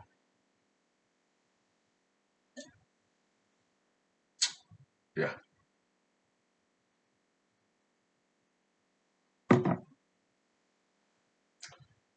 Yeah, there goes Christmas. So he'll come back to us next year. If we are still here, yeah, I'm trying to rhyme. Well, nowadays I can rhyme quite naturally. 'Cause I learned rap, hip hop. Okay, so next year it will be here, Christmas. All right. Yeah.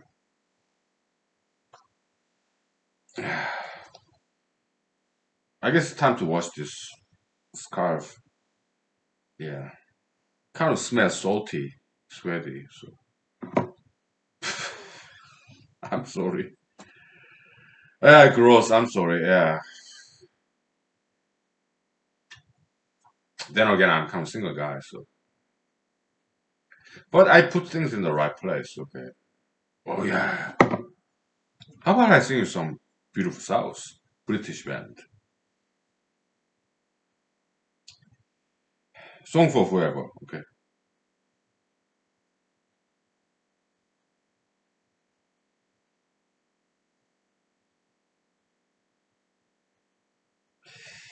Huge fan of this band. Okay. Yeah.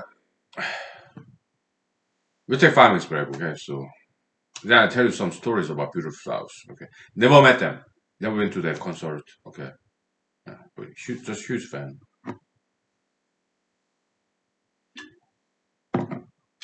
We'll take 5 minutes, okay. Okay, we'll talk about beautiful house. If you don't mind. Okay.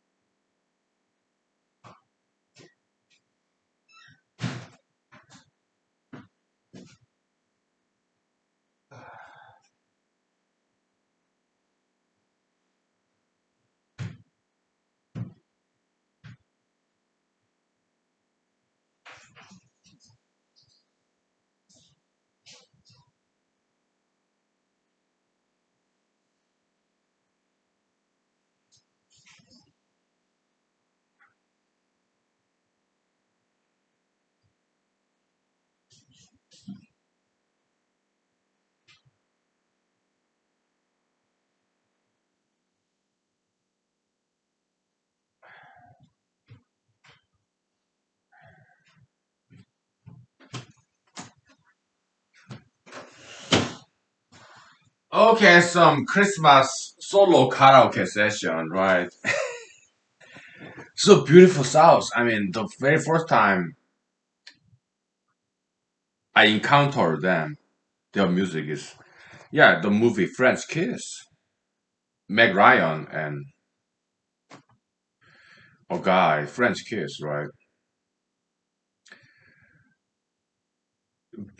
I looked it up. That was when I was in Madison, Wisconsin, college, majoring in computer science. Okay. So French Kiss, there was this song, Mamas and Papas originally. Maybe they were not original, whatever. But Mamas and Papas sang that song, Dream a Little Dream. Okay.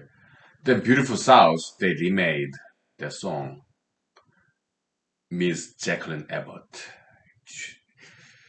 I looked it up. Okay, so who sang this Dream a Little Dream of Me in French Kiss? I looked it up in the internet. It was not Mamas and Papas. It was Beautiful South remake. Okay. I don't know who the original was, but Mamas and Papas they sing that song. Okay,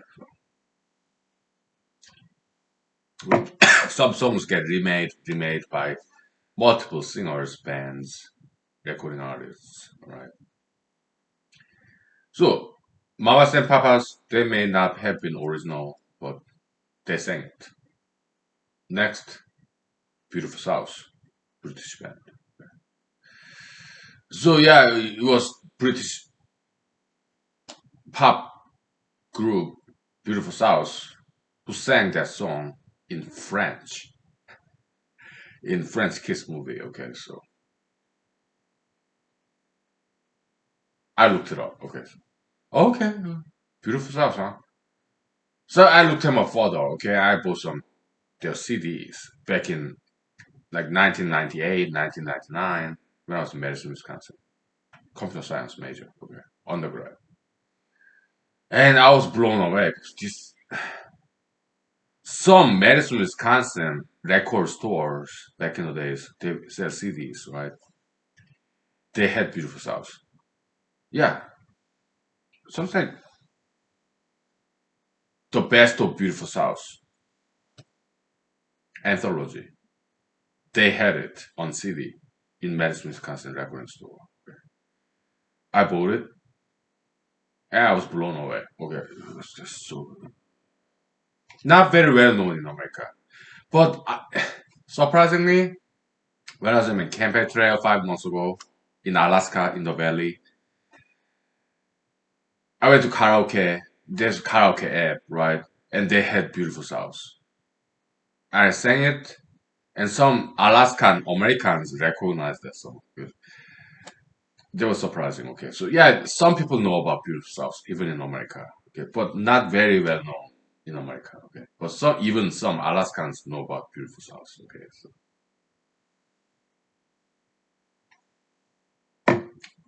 and like 1999 or 2000 when I was in Madison, Wisconsin, I went to travel to Europe, backpacking, right, as a college student by myself.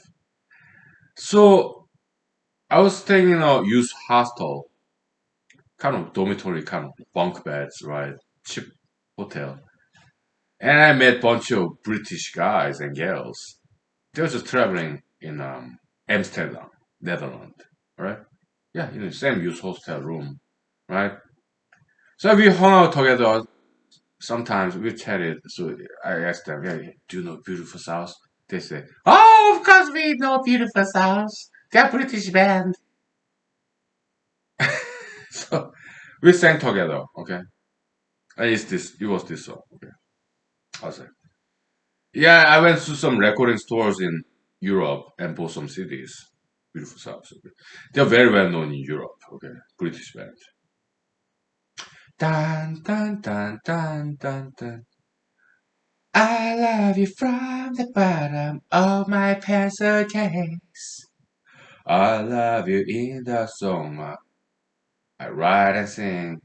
Love you because you put me in my rightful place. Da da da. And I love the PRS checks that you bring. It goes like that. Okay, it's beautiful song. Song for forever. Okay. Yeah, I need some vocal rest. All right. So we have only 10 minutes left. Okay, it's been 3 hours already. Okay. Oh,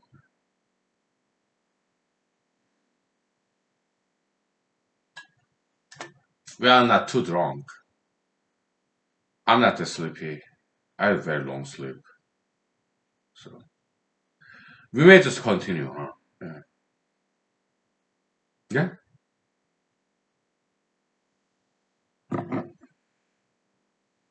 Well,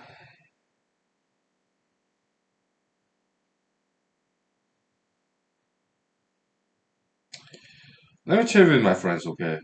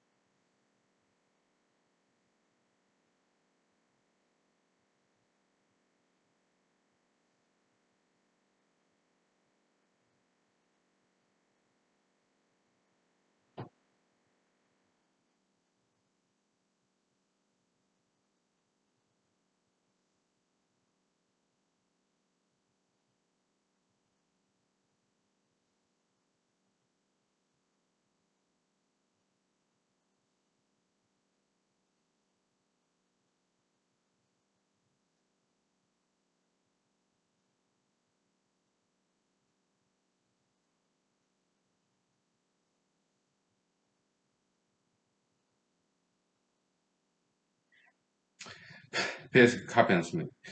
Copy and paste, okay?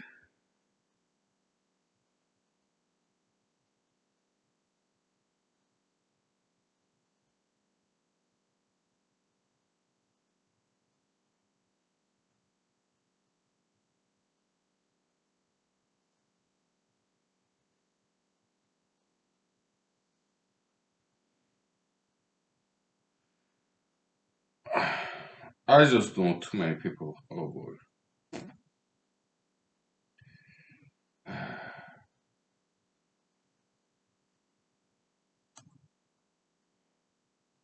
What are their names?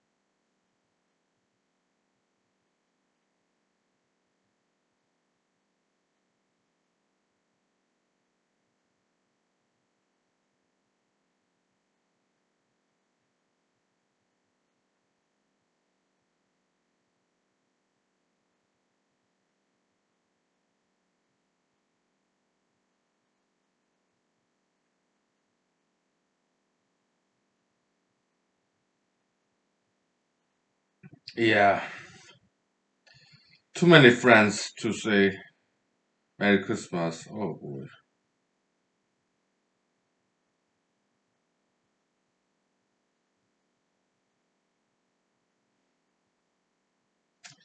I owe so many people, okay, so including yourself, okay.